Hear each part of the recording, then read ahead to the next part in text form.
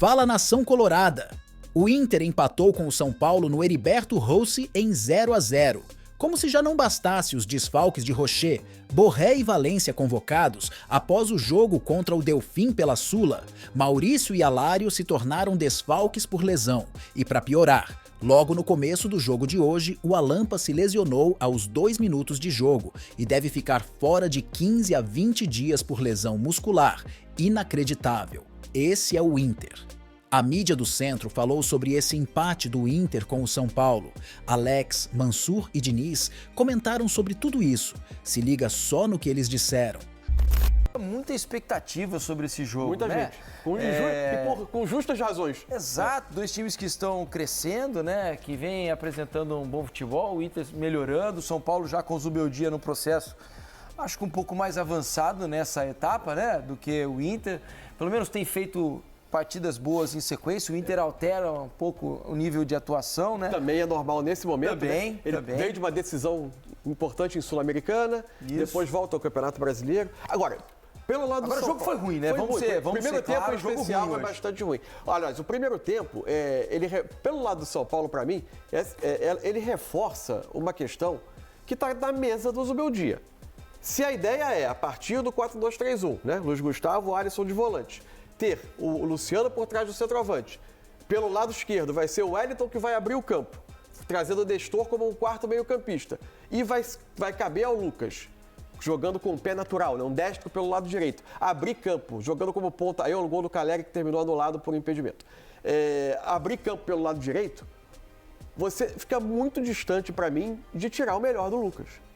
Ele fica distante do jogo, é raro você ver ele fazendo movimento para dentro, para participar mais ativamente numa zona de criação, de finalização. Ele fica quase aberto, como um ponta, com a função de tentar espaçar a defesa adversária, mas ele termina por produzir muito menos do que pode.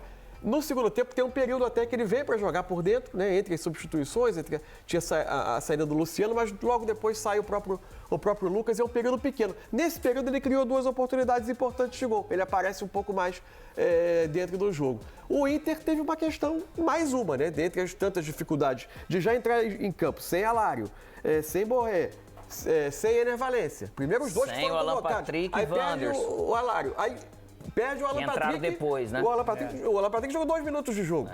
Aí entra o Johan, não é a mesma característica, dificuldade de executar a mesma função.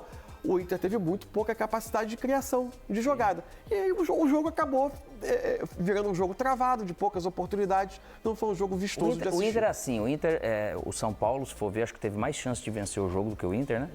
O Inter, como entra com esses 3 volantes, eu não sei, ele coloca às vezes o Bruno Henrique para jogar na frente do Arangues, eu prefiro ao contrário, entende?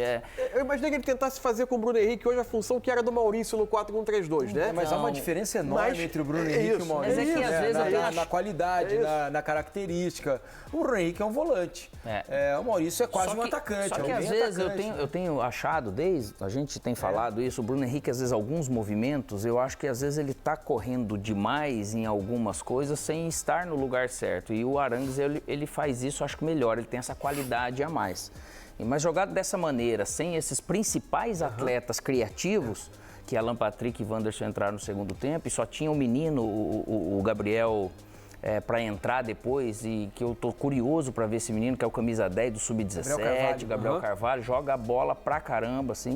Mas o Inter tem tido essa dificuldade, então vamos falar que ele tá retomando de uma pré-temporada, ele tem essa minutagem, tem que tomar cuidado como que vai estar realmente no elenco, mas ele teve dificuldade de criação um pouco mais em profundidade. Tem essa bola trocada. Perde o Alan muito cedo, né? Perde o Alan muito cedo. O Alan foi embora com 2 minutos de jogo, 3 minutos de jogo, o Alan já tinha Então tudo isso, naturalmente, você precisa de individualidade nesse sentido. Até o Wesley, que vinha vindo e jogando melhor, naturalmente acabou não dando tão certo hoje, não foi o jogo que a gente esperava. O Alan jogou 4 partidas, mais esses 2 minutos, depois da volta da primeira lesão. Esse é o fator preocupante. E isso é o preocupante, porque depois do problema com chuva, que eles ficaram um tempo, aquele negócio sem treinar ou treinando em casa, a hora que você volta para ritmo de jogo, nesse nível, o corpo ainda não está preparado para isso. Não é um jogo, uma semana, outro jogo. Para eles vai ser uma sequência de jogos. E o duro que é muscular. Aí você vem, muscular, destreina.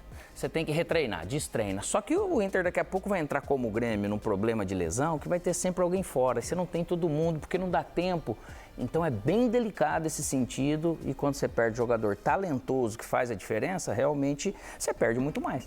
Sem dúvida nenhuma. É gurizada, o Inter oficialmente é o time mais zicado do mundo, PQP. Pelos desfalques, esse empate do Inter foi uma goleada na minha visão. Perdemos o melhor jogador do time no começo do jogo em um time que já estava todo desfalcado. O jogo foi bem chato de se assistir. Toda a estratégia montada para o jogo caiu por terra logo aos 2 minutos de jogo com a lesão do Alampa. Mas eu quero saber a sua opinião, torcedor colorado. Deixa aí nos comentários.